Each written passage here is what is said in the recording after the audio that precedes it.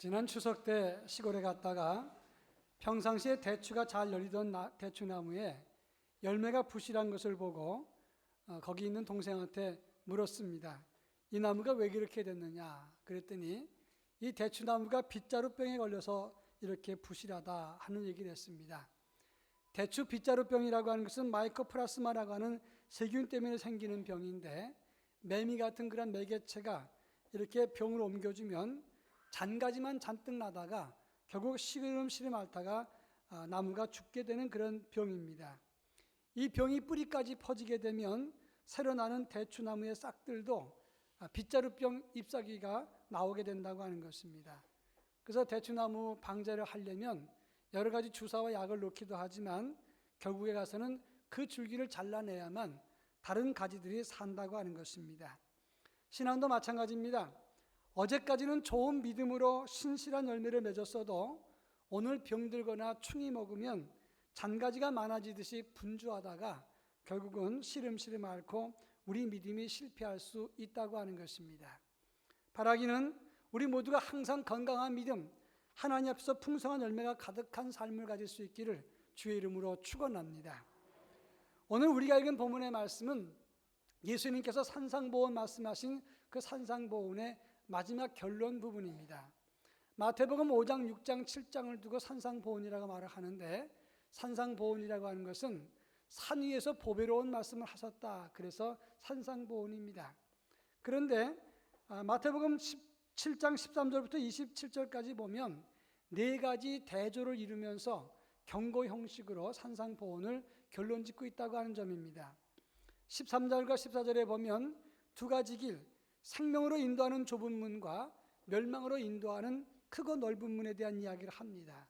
그리고 오늘 읽었던 15절부터 20절까지는 두 종류의 나무, 가시나무와 엉겅퀴, 포도와 무화과나무를 이야기하면서 두 가지 유형의 신앙을 말하고 있습니다. 21절과 22절에 보면 주여 주여 습관적으로 말하는 사람과 아버지의 뜻을 구하는 사람에 대한 언급을 하고 있고, 24절부터 27절까지 보면 반석 위에 집을 짓는 사람과 모래 위에 집을 짓는 두 건축자의 이야기를 하고 있는 것입니다. 결론적으로 말하자면 우리 앞에는 두 가지 길이 항상 있습니다. 생명과 사망, 복과 저주의 길이 있는데 너와 내 자손이 살기 위해서 생명을 택하라. 이것이 신명기의 결론이고 신명기 30장의 내용입니다. 그 내용과 같은 패턴으로 결론을 맺고 있다고 하는 것입니다. 특히 오늘 우리가 읽은 본문의 내용을 보면 무림한 믿음인 거짓 믿음과 열매 없는 신앙이 무엇인가를 설명하면서 그 나무가 어떤 나무를 알려면 열매를 보고 알 수 있다고 강조했다고 하는 것입니다. 우리는 그동안 5주 동안 믿는 성도들이 가지는 결실의 계절에 가지는 신앙의 열매에 대해서, 섬김의 일꾼에 대해서 함께 생각을 했습니다. 오늘은 그 마지막 시간으로 우리 성도들이 맺는 신앙의 열매가 어떤 것인가 하는 문제를 함께 살펴볼까 합니다. 제일 먼저 15절, 16절 말씀을 다 같이 읽겠는데, 15절 제가 읽습니다. 거짓 선자들을 삼가라. 양의 옷을 입고 너희에게 나아오나 속에는 노략질하는 일이라. 그들의 열매로 그들을 알지니 가시나무에서 포도를 또는 엉겅퀴에서 무화과를 따겠느냐. 오늘 15절, 16절의 말씀을 보면 예수님께서 거짓 선지자를 이렇게 언급하면서 참 믿음이라고 하는 것은 무늬만 가지고는 모른다라고 말씀했다고 하는 것입니다. 겉으로는 양의 옷을 입고 너희에게 나오지만 속으로는 너희를 노략하는 일이라고 하는 것입니다. 그러면서 16절에서 가시나무에서 포도를, 엉겅퀴에서 무화과를 따겠느냐 말씀했습니다. 여기서 말하는 가시나무라고 하는 것은 갈매나무를 말하는 것인데, 제가 갈매나무가 어떤 나무인가 인터넷에서 자세히 찾아보니까 가시나무의 일종입니다. 근데 나무 가지라든지 이파리라든지 덩쿨도 비슷한데 열매도 머루나무 열매처럼 이렇게 다 몰려 있습니다. 그런데 포도같이 보여서 가서 먹어보면 포도가 아니라 아주 씁니다. 먹을 수 없는 그런 포도와 다른다고 하는 겁니다. 엉겅퀴는 뭐냐면 잎이 무성하고 뭉쳐있는 것이 멀리서 보면 마치 무화과가 열려있는 것처럼 보인다고 하는 겁니다. 또 꽃도 무화과를 닮았습니다. 겉으로 보이는 것이 착각을 일으킬 수 있지만 선목 선실이요 악목 악실이라고 하는 겁니다. 좋은 나무가 좋은 열매를 맺고 나쁜 나무가 나쁜 열매를 맺는 것입니다. 그런데 오늘 본문에서 나오는 15절에 16절 말씀은 거짓 선지자 이야기를 했는데, 이 말은 무슨 말이냐? 하나님의 영이 없는데도 겉만 꾸민다고 그것이 하나님의 영의 사람으로 느껴질 수 있겠느냐, 이런 질문입니다. 동시에 이단과 거짓 선지자들, 그들은 하나님의 사람이 아닌데도 그들이 겉을 꾸밀 때 그것이 진정 참이 될 수 있느냐는 질문이 되면서, 동시에 겉만 꾸미고 외형이 좋다고 그것이 믿음이라고 할 수 있느냐, 이 두 가지 점을 같이 말하고 있다고 하는 것입니다. 최근에 하나님의 교회, 정확하게 말하면 하나님의 교회 국제복음선교협회가 영국 여왕상을 받았다, 길거리에 프래카드를 세우고 인터넷에 도배를 해놨습니다. 제가 그게 뭔가를 살펴봤더니 하나님의 교회 맨체스터 주에 있는 지교회, 다른 작은 교회가 여왕 봉사상을 받았다는 겁니다. 이 영국 여왕 봉사상은 국제봉사나 문화활동에서 이렇게 활동을 많이 하면 상을 주는데 여러 기관과 개인을 줍니다. 대단한 상을 받았다고 막 프래카드를 붙이고 인터넷에 도배를 했는데, 가만히 생각해 봤습니다. 하나님의 교회는 정확하게 말하면 안상홍 하나님의 증인입니다. 영화의 증인처럼 안상홍이 하나님 아버지라고 믿는 이단입니다. 근데 그 안상홍 씨가 밥을 먹다가 체해가지고 그리고 죽었어요. 그리고 난 다음에 그 부인 되신 장길자 씨가 하나님 어머니라고 해서 지금 그 하나님 어머니를 섬기는 그런 이단입니다. 그런데 가만히 생각해 보면 하나님 어머니라면 남녀가 있는 거 아닙니까? 그렇게 지적을 하니까 어떻게 하나님이 남녀가 있느냐? 그러니까 온 우주에 다 암수 짝이 있으니까 하나님도 양수가 있다는 겁니다. 도대체 말이 안 되는 건데, 그렇다고 쳐도 하나님 어머니가 세상 왕의 상을 받았다고 그러면 그걸 가지고 대서특필하고 자랑스럽게 생각해 맞느냐는 겁니다. 그들의 믿음대로 해도 사실 하나님이 온 우주의 주인인데 사람의 상 때문에 기뻐하고 그렇게 난리를 치고 선전을 해야 되느냐? 겉으로는 대단한 것처럼 꾸미지만 봉사를 폄하하는 게 아닙니다.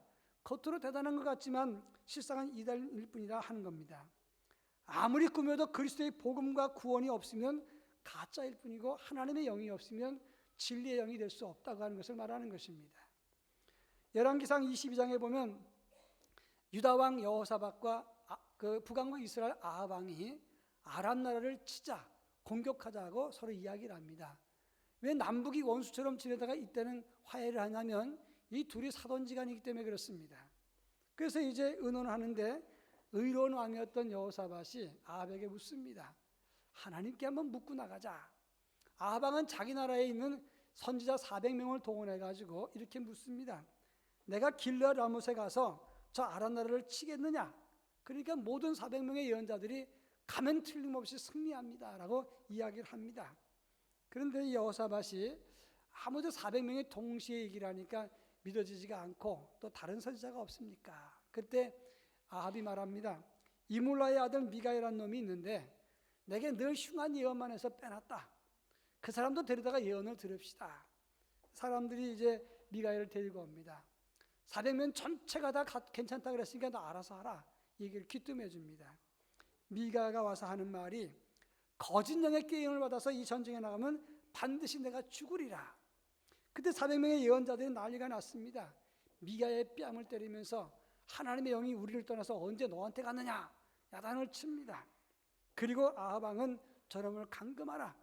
고생의 떡과 물을 주고 내가 전쟁터에 돌아갔다 와서 저를 처리하리라 말합니다. 겉보기엔 400명이 한결같은 예언을 했고 전쟁에 나가면 이긴다고 말을 했어요. 왕의 편에 섰습니다. 한 사람만 반대했어요. 그런데 결과가 어떻게 됐습니까? 아합은 그 전투에서 지고 이스라엘과 유다 연합군은 패배했습니다. 여러분, 수가 많고 통일성이 있고 왕의 편이고 그렇다고 해서 그것이 하나님의 예언이냐? 하나님의 영으로부터 온 것이 아니라 거짓 영이었어요. 하나님의 영으로 온 것만이 참된 진리가 된다는 말씀입니다. 아무리 신앙적인 조직이 있고 예배 형태가 있고 교인이 모여도 그리스도가 계시지 않고 참 진리에서 벗어났으면 이것은 참 진리가 아니라 거짓된 것입니다. 가시나무는 가시나무지 포도나무가 결코 될 수가 없습니다. 아무리 비슷해도 포도나무는 아닌 것입니다. 여기에 속아서도 안 되고 하나님이 그것을 속지도 않으신다고 하는 것입니다. 이번 총회 100일의 총회 때 총회전부터 기독교계 전체가 그리고 우리 교단이 난리가 났었습니다. 왜냐하면 총회장과 몇몇 인사들이 중심이 돼서 총회 100주년을 기념해서 한국교회가 화합해야 된다, 그런 이름하에 이단 10여 개를 사면 발표를 해버렸습니다. 그리고 3년 동안 돌아보고 교육한 다음에 아니면 그때 가서 이단 판정을 내린다라고 말을 했습니다. 각 교단 기관과 신학교 교수 130여 명, 신학생들 강도에 다른 교단까지 들고 일어났습니다. 반박을 하고 이제 이거 탄핵을 하자, 이렇게 나왔습니다. 근데 그 상대방 쪽에서 주장하기를 이단이 해제돼서 그리고 교육받고 나중에 우리 교단에 들어오면 30만 인구가 교인이 는다, 그 말에 대해서 그렇다면 지옥을 없애버리면 천국 백성이 느는 것이냐, 말도 안 되는 소리다 했습니다. 그러다가 전 총회장들이 전체가 다 모여서 현 총회장을 야단을 치고 그리고 공식적으로 사과를 하고 사면 철회를 했습니다. 총회 때도 그것이 확정되었습니다. 그리고 동시에 이 문제는 더 이상 논하지 않기로 하고 이단과 동성애 문제, 천주교의 가해 문제를 바르게 신앙적으로 정리했습니다. 완전히 확실하게 정리했습니다. 이단들은 이단 해제가 된다니까 유화적인 태도를 보이고 조금 그렇게 제스처를 보였지만 복음과 십자가의 구원과 하나님의 은혜가 아닌 신앙은 참 신앙이 될 수 없습니다. 사도행전 4장 12절, 그리스도 외에는 다른 구원의 길이 없다고 성경이 분명히 말씀했습니다. 그런데 예수 외에 안상홍이니 장길자니 그리고 또 이만희니 이런 경우는 도저히 있을 수가 없다고 하는 것입니다. 겉모양만 무늬만 가지고 교우들도 혼란해서는 안 되는 겁니다. 예왕상을 받든 다른 상을 받든 그것이 괜찮은 게 아닙니다. 무려 성서 통신신학 신천지나 하나님의 성회나 박윤식 평강제일교회나 김기동 성락교회 귀신론, 이런 모든 것은 한국에 피해를 주었던 분명한 이단이라고 하는 것입니다. 이 본문을 통해서 주시는 분명한 교훈은 아무리 믿음 생활하는 것 같이 보이고 교인이 모이고 찬송을 부르고 그래도 성령의 인치심과 구원의 은총과 거듭남과 십자가와 예수 그리스도의 구원이 없으면 참 신앙이 아니고 결국 구원의 열매를 맺을 수 없다는 것을 말하는 것입니다. 이 본문의 말씀이 주시는 가장 큰 교훈은 무엇인가? 우리 예수 믿는 우리들도 우리 가슴 속에 예수 그리스도의 십자가와 구원이 있는가를 확인해야 된다는 것입니다. 그렇지 않으면 그리스도인이라고 말할 수 없기 때문입니다. 그런가 하면 17절과 18절에서는 또 다른 의미로 우리 교훈을 주고 설명을 하는데 17절, 18절 다 같이 읽어보겠습니다. 이와 같이 좋은 나무마다 아름다운 열매를 맺고 못된 나무가 나쁜 열매를 맺나니 좋은 나무가 나쁜 열매를 맺을 수 없고 못된 나무가 아름다운 열매를 맺을 수 없느니라.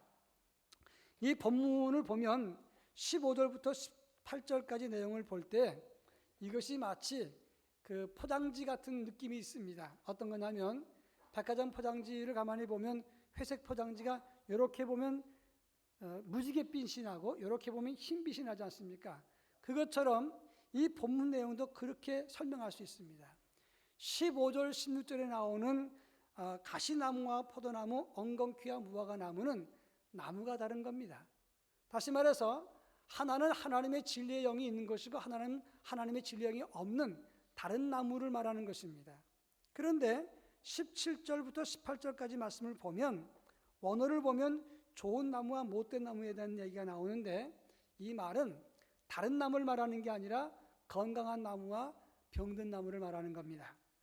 좋은 나무는 덴드론 아가돈이란 말인데 확실하게 소출할 수 있는 건강한 나무를 말하는 것이고 못된 나무라는 것은 토데 사프론 덴드론입니다. 이 말은 전혀 기대할 수 없는 상한 건강치 못한 나무를 말하는 것입니다. 아름다운 열매는 칼푸스 카루스인데 결함이 없는 충실한 열매를 말하는 것입니다. 자, 여러분, 좋은 나무, 못된 나무는 건강한 나무냐 병든 나무냐 이걸 말하는 거예요. 문제는 나무가 근본부터 다른 게 아니라 전에는 좋은 나무였는데 건강치 못한 열매를 건강하지 못한 열매를 맺는다, 이런 뜻입니다. 이걸 우리와 적용해서 설명합니다. 우리는 신천지나 안상홍 하나님의 교회를 믿는 것도 아닙니다. 예수 그리스도를 믿고 하나님의 자녀의 확신이 있습니다. 그런데 중요한 것은, 그럼 우리가 건강한 나무로 제대로 심겨졌는데 지금 우리가 신실한 열매를 맺고 있느냐 하는 질문입니다. 저를 포함해서 우리 모두가 지금 당장 당당하고 담대하게 내가 하늘의 열매를 많이 맺었습니다, 이렇게 말할 사람이 어디 있습니까? 이게 중요한 것입니다. 열매가 없다고 하는 것은 구원받지 못한 가시나무란 뜻이 아니라, 여기서 말하는 것은 사프론 덴드론, 건강치 못한 병든 나무를 말하는 것입니다. 아까 제가 설교 시작에 말씀드렸듯이 우리는 본래 건강한 나무로 심겨졌어요. 그렇지만 대추나무 빗자루병이 생긴 것처럼 병들었기 때문에 열매가 없을 수 있다고 하는 것입니다. 우리 믿음이 진짜 예수가 있는가를 확인해야 됩니다. 그것은 다른 문제이기 때문에 그런 거예요. 진리성 문제 때문에 그런 것이고, 예수 안에 있는 우리가 열매를 맺지 못하는 것은 내 믿음이 병들었는가 상했는가를 확인해야 되는 겁니다. 자, 그러면 병든 나무는 어떻게 열매를 맺느냐? 병을 치료하고, 그리고 병을 진단하고 치료해야만 되는 겁니다. 그렇다면 왜 병이 들겠습니까? 병이라는 게 뭡니까? 게으름과 나태함과 시기와 질투, 탐욕과 정욕, 분노, 그리고 남의 말을 험담하는 것, 모함하는 것, 수 없는 병들이 있어요. 병드는 이유도 다양합니다. 그런데 제가 이 문제 가지고 아주 오랫동안 깊이 묵상을 했는데, 창세기와 계시록을 가지고 설명을 하겠습니다. 자, 창세기 4장 7절에 보면 하나님이 가인을 향해서 책망하시면서 이런 말을 합니다. 내가 선을 행하면 어찌 낯을 들지 못하겠느냐? 선을 행하지 아니하면 죄가 문에 엎드려 있느니라. 죄가 너를 원하나 너는 죄를 다스릴지니라 그랬어요. 우리 주변에 많은 병균이 있지만 건강한 몸은 그 병균을 다스리기 때문에 문제가 없습니다. 그런데 그렇다고 죄가 없는 게 아니에요. 우리 예수 믿는 사람 주변에도 항상 죄는 우리를 도살입니다. 게으름과 나태함, 병든 것, 그리고 시기와 질투, 탐욕, 정욕, 분노, 미움, 시기, 질투 다 있습니다. 근데 그것이 우리 문 앞에 있지만 문제는 문을 내가 열어주면 들어오는 겁니다. 그런데 중요한 것은 우리 마음의 문은 문고리가 밖에 있는 게 아니라 내 안에 있다는 거예요. 죄가 우리 마음의 문을 열지 못합니다. 문제는 내가 열어주기 때문에 죄가 들어오는 거예요. 그렇게 되면 죄의 유혹 때문에 문을 열게 되면 죄 때문에 병이 생기고 병 때문에 넘어지게 되는 것이다, 이 말씀입니다. 그런 의미에서 우리가 예수 믿으면서 예배를 소홀히 하는 것, 그건 건강치 못하기 때문에 그런 겁니다. 그건 내가 문을 열어주기 때문에 그런 것입니다. 남 탓할 게 아니라는 말씀이에요. 예수 믿으면서도 남을 참소하는 것, 미움과 시기가 있는 것은 다 내가 문을 열어주기 때문에 그렇게 병들게 되는 것이다, 이런 말씀이에요. 그런가 하면 계시록에 나오는 것은 무슨 말씀이냐? 계시록 2장 2절부터 3절에 2장 3절로 4절에 보면 에베소 교회에 대해서 예수님이 책망하면서 이런 말씀하십니다. 내가 참고 내 이름을 위해서 견디고 게으르지 않은 것을 아노라. 그러나 너를 책망할 것이 있나니 너의 처음 사랑을 버렸느니라 말씀했어요. 처음 사랑을 버리기 때문에 그래서 우리의 믿음이 병들게 된다는 말입니다. 첫사랑의 상실, 예수 처음 믿었을 때 그 감격, 그리고 신앙의 본질에서 멀어지게 되면 그런 믿음의 나무는 병들게 되고 약해지고 열매가 없는 것입니다. 그래서 지금 우리의 영성을 점검해야 됩니다. 내 안에 예수 그리스도가 진짜 있느냐? 또 내가 지금 믿음의 열매를 맺었느냐? 믿음의 열매를 제대로 맺지 못했다면 내가 어느 지점에서 병들었느냐? 어느 지점에서 첫사랑을 상실하고 본질에서 벗어났는가를 생각해야 된다는 말씀입니다. 아주 독실한 그리스도인이었던 빈치어라고 하는 분이 항공기 개발자인데, 제트, 이 작은 소형 상업용 비행기는 나사에서 100만 불 이하로 만들 수 없다 그랬는데 이분이 10만 불짜리 비행기를 만들어냈어요. 그래서 많은 사람들에게 리어제트기라고 하는 이름으로 비즈니스용 경비행기를 판매했습니다. 근데 이 비행기가 2대가 갑작스럽게 원인불명으로 추락을 했어요. 이 빈치어는 자기 비행기를 사간 모든 사람에게 비행기 운행을 하지 못하게 하고 자기 스스로 그 비행기를 타고 계속해서 떨어질 때까지 이 원인을 조사를 했습니다. 비행기에 추락해서 죽을 뻔했어요. 그리고 그 원인을 안 다음에 전 비행기를 다 리콜을 시켰어요. 신용도가 추락하고 경제적으로 굉장히 압박을 받았습니다. 이번에 삼성 갤럭시 노트 7이 250만 대를 리콜했습니다. 이건 조 단위의 피해를 입은 거예요. 그렇지만 잘못된 것을 원래대로 다시 돌아갔기 때문에 신용이 회복된 것입니다. 우리 믿음이 상했다면, 우리가 첫사랑을 상실했다면 그것을 돌이켜야 되는 겁니다. 제가 지난 시간에 보네포의 제자의 대가라고 하는 책에 대해서 말씀했습니다. 우리 많은 그리스도인들은 예수 그리스도를 주로 믿었기 때문에, 구원받았기 때문에 값싸게 그냥 받은 것입니다. 값없이 받은 겁니다. 그래서 은혜도 값싸게 생각한다는 거예요.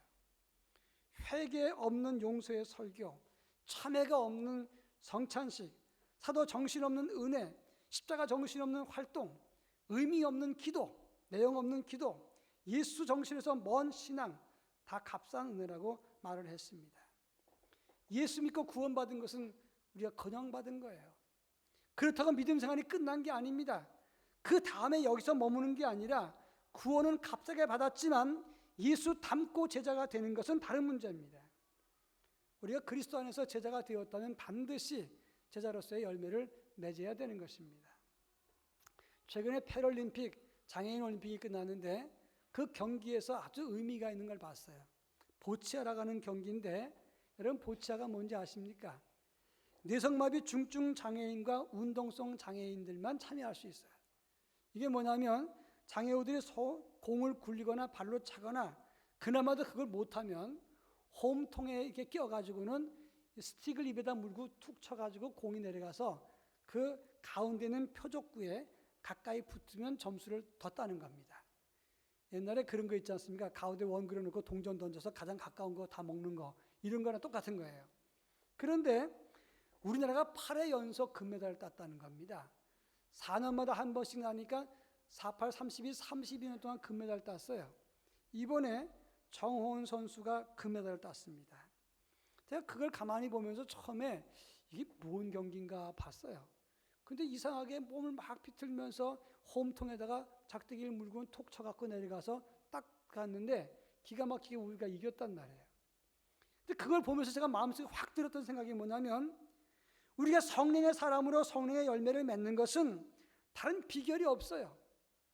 표적구에 가까이 가야만 점수가 있는 겁니다. 아무리 많이 던지고 좋은 공으로 던지고 아무리 많은 연구를 했어도 방법이 없어요. 표적구에 가까이 가야만 점수가 있는 거예요. 오늘 우리의 신앙도 마찬가지입니다. 직분이랑 오래 믿은 거랑 그 다음에 많은 걸 아는 거랑 상관없이 예수 안에 있어야 우리가 믿음의 열매를 맺는 것이고, 예수 가까이 가야만, 멀어진 만큼 실패하는 것이고 가까이 가야만 우리 믿음의 열매가 있는 것이다, 그런 말씀입니다. 오늘 20절 말씀을 다 같이 한번 읽어보겠습니다. 20절, 이름으로 그들의 열매로 그들을 알리라. 21절 제가 읽습니다.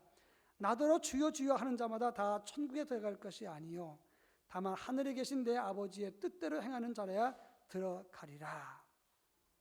여러분, 나무가 어떤 것은 그 나무 외형 갖고 모릅니다. 열매를 가지고 아는 거예요. 그런데 21절에 보면 나더러 주여 주여 하는 자마다 다 천국에 들어갈 것이 아니요. 주여 주여 하는 자라는 말이 바로 레곤이라는 단어를 썼는데 습관적으로 말하는 겁니다. 아이고 아버지, 주여 주여, 주님, 이게 입에 달고 사는 겁니다. 십자가 구원. 그렇지만 이것은 입에 달고 사는 사람이고, 아버지의 뜻대로 행하는 자라는 말은 포유연이라는 단어인데 아버지의 뜻이 몸에 밴 사람을 말하는 겁니다. 자, 습관적으로 아버지 하는 것과 아버지의 뜻대로 행하는 것은 같은 게 아닙니다. 그런데 아버지의 뜻대로 하는 자만이 그것이 진정한 열매가 있다는 거예요. 1973년 여의도에서 빌리 그레함 대전도 집회가 있었습니다. 저도 그때 참석했어요. 나이 어리신 분은 모르겠지만 그때 처음으로, 전 세계에서 처음으로 100만 인구가 모여서 여의도에서 집회를 했습니다. 그때 세계가 놀랐습니다. 빌리 그레함 목사가 그때부터 세계적인 인기를 얻게 됐어요. 100만이나 모았다기 때문에. 그런데 그때 한국에 있는 모두가 다 신앙의 열기가 대단하다. 우리 기독교계도 스스로 자부심을 가졌습니다. 근데 폴링이라는 학자가 와이 빌리그램이라는 책을 썼어요. 그 책에 보면 낮에 100만이 모여서 집회에 참석했다는 것은 대한민국에 실업자가 많다는 뜻이다. 그렇게 설명했어요. 둘째, 분단의 어려움이 여의도에 100만이 모이게 했는데 그때 계속해서 연발 믿습니다를 말했던 것은 그것은 그만큼 불안과 믿지 못하는 것의 표현이라고 그랬어요. 세 번째로 여의도에 100만이 모였다는 것은 군사 독재에 대한 무언의 항변이었다 이렇게 말을 했어요. 우리가 생각하는 것은 정반대입니다. 사회학적 측면에서 이것을 분석을 했어요. 겉으로 믿습니다. 100만이 모인 것은 겉만 갖고는 모르는 겁니다. 교회나 교회의 직분 갖고 평가되는 게 아닙니다. 내가 이래봬도 어느 교회, 강남의 큰 교회 교인이다. 강남의 큰 교회 교인과 내가 지금 하나님 앞에 열매 맺는 것은 같은 게 아닙니다. 제가 목회하면서 느끼는 것 중에 하나는 뭐냐면 하나님께 헌신하고 순수한 믿음은 결코 우연히 생기는 게 아니라는 걸 알게 됐어요. 예배를 소홀히 하는 것은 그냥 우연히 소홀하는 게 아닙니다. 열매가 없고 병들었기 때문에 소홀히 하는 거예요. 엄밀한 의미에서 순수한 헌신이 없다는 것도 마찬가지입니다. 믿음의 오랜 기간, 직분이나 성경을 많이 아는 것 같고는 모릅니다. 정말 하나님 앞에 바른 믿음으로 선 사람만이 신실한 열매를 맺는 것입니다. 그러면 우리는 이 지점에서 진지한 질문을 우리 스스로에게 말해야 됩니다. 정말 내 안에 예수 그리스도가 있는가? 그리스도의 십자가가 있는가? 무늬만 습관만 믿는 게 아니라 진정 예수의 십자가와 구원이 있는가를 질문해야 되는 거예요. 없다면 우리는 예수 그리스도를 구주로 영접하고 하나님의 자녀로 확신을 갖고 다시 시작해야 되는 겁니다. 그리고 두 번째, 내가 예수 믿는 자녀인 게 확실한데 내가 열매가 진짜 있는가를 질문해야 되는 거예요. 열매가 없다면 그것은 병든 것이거나 첫사랑을 상실한 것이나 둘 중에 하나일 것입니다. 이사야 5장 1절로 2절에 보면 하나님이 땅을 파고 돌을 제하고 극상품 포도나무를 심었거늘 너희가 들포도를 맺었구나 라고 했어요. 포도원은 이스라엘이요 이스라엘 족속이요 나무는 유다 사람이라고 말했습니다. 요한복음 15장 8절 너희가 열매를 많이 맺으면 내 아버지께서 영광을 받으실 것이요 너희는 내 제자가 되리라 그랬습니다. 열매 맺기 원하시는 하나님 앞에서 열매를 맺어야만 진정한 제자의 열매가 되는 것이고 그런 제자가 하나님께 영광을 돌릴 수 있게 되는 것이다 그런 말이에요. 마지막 간증 이야기를 하고 말씀을 맺을까 합니다. 제가 지난주에 읽었던 간증 중에 하나예요. 칠성 섬유 사장인 주수길 장로의 이야기입니다. 이분의 선친이 원사 사업 도매업을 해서 돈을 많이 벌어서 회사를 차렸어요. 아들 대신 주수일 장로는 30살에 아버지의 뒤를 이어서 최고 경영자가 됐습니다. 경일 합섬, 일성산업, 주식회사 우성 이걸 가지고 운영을 하다가 돈 버는 일에 몰두했습니다. 일본서 기계를 수입하고 그리고 일에 파묻혀서 청춘을 보냈어요. 신앙 없어요. 그냥 돈 버는 것에 신앙 있었지만 다 없어졌어요. 그리고 교회도 아예 졸업을 해버렸어요. 열심히 일하고 돈 버는 일에 몰두하다가 청춘을 보냈는데 어느 날 불면증이 오고 위장병이 오고 질병이 생겨서 정상적인 생활을 못하게 됐습니다. 병원에 갔다가 결국은 요양원으로 보내졌어요. 자신을 돌이켜보니까 돈밖에 남는 게 없어요. 야, 내가 이게 정말 무엇인가? 그래서 하나님 앞에 하나님 제가 정말 미련한 자입니다. 그리고 참회를 했답니다. 후회를 했대요. 10개월 동안 철저하게 회개를 했는데 다른 게 할 게 없어서 성경을 읽은 거예요. 믿음 때문에 읽은 것도 아니었고 그러다가 믿음을 회복했습니다. 하나님의 은혜로 다시 건강을 회복하고 회사에 복귀했어요. 그 다음부터는 이제 돈 때문에 일하는 게 아니라 신앙 때문에 회사를 경영한다. 회사의 신회를 결성하고 그리고 성경 공부를 시작하고 전 사원이 성경을 읽도록 했습니다. 부장을 비롯한 임원 전부가 다 예수 믿게 만들고 전 직원 신앙운동을 일으켰어요. 그러다가 대통령상도 받고 장관상도 받고 국내 가공업계의 대표적인 기업이 됐어요. 스리랑카와 미국 회사를 설립했습니다. 특히 스리랑카의 회사를 설립한 것은 원주민 선교를 위한 회사를 설립해서 나온 수익을 다 선교비로 쓰기 위해서 그런 거예요. 이분의 간증 마지막 부분에 이런 말이 있습니다. 돈밖에 모르던 내가 예수 안에서 참 행복을 찾았습니다. 우리 모두 예수께 돌아갑시다라고 말을 했어요. 여러분, 무늬만 가지고는 모릅니다. 내 안에 예수 그리스도가 있어야 됩니다. 십자가의 구원이 있어야 됩니다. 하나님 자녀라는 확신이 있어야 되는 것입니다. 그래야 그리스도인입니다. 나무만 가지고는 모릅니다. 열매가 있어야 하나님께 영광이 될 수 있는 것입니다. 계시록에 이런 말씀했습니다. 너희 스스로 부자라고 하지만 너희의 눈먼 것과 가련한 것과 가난한 것과 헐벗은 것을 너희가 돌이키라고 말을 했어요.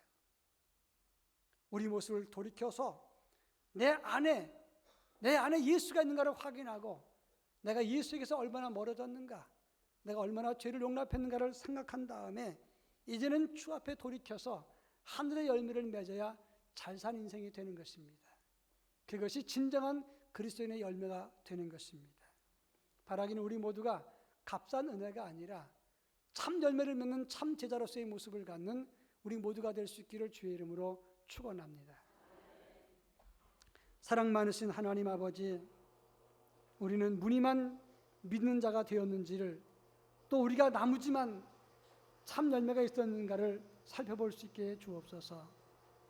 그리고 이제는 예수 안에, 그리고 예수의 가까이 주님과 함께 아름다운 열매, 주님이 원하시는 열매를 맺어서 하나님의 자랑과 기쁨이 될 수 있도록 은혜를 더하여 주시옵소서. 예수님의 이름으로 기도합니다. 아멘.